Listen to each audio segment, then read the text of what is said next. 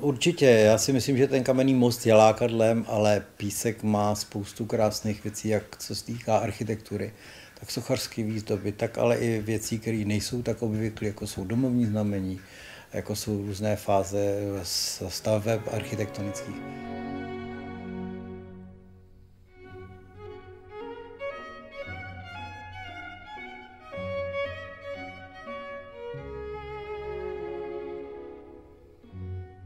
My se nacházíme teď v domě u Slona. Dům u Slona je právě u Slona, protože má jako domovní znamení na své fasádě slona, ale takových znamení tady po Písku najdete moc.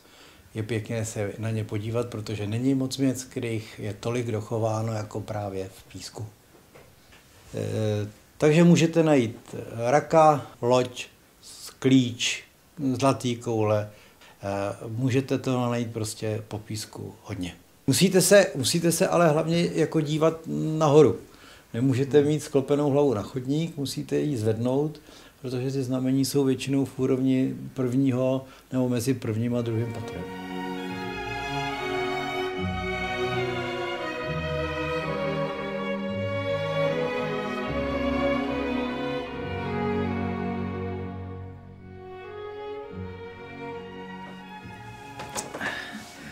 No, přátelé, já jsem se posadil do křesla pana doktora Jaromíra Stacha, ve kterém tady sedával.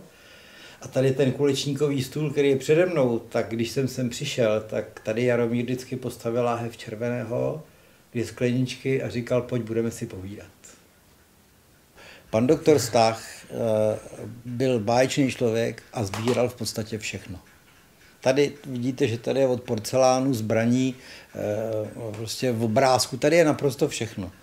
V podstatě, až bude kamera procházet místnosti, tak zjistíte, že je to neuvěřitelná sbírka téměř všeho, od každého něco, ale ty věci jsou velice hezké a dělá to neuvěřitelnou atmosféru toho domu.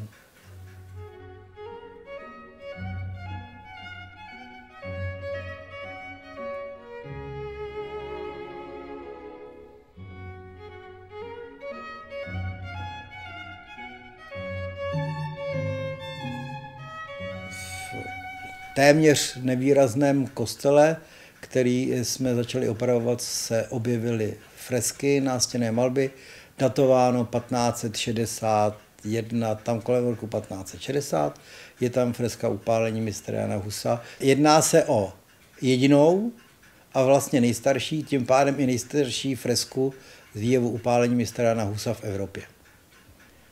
V Písku najdete neuvěřitelnou spoustu různých stavebních slohů.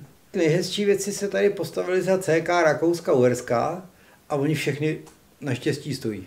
A co má Písek úplně zvláštního, až půjdete někdy a nebudete mít co dělat a bude procházet Pískem, tak se podívejte, jaký má Písek nádherný nároží. Do Písku je prostě dobře přijet, protože je sám o sobě velice hezký, je fotogenický a je příjemný.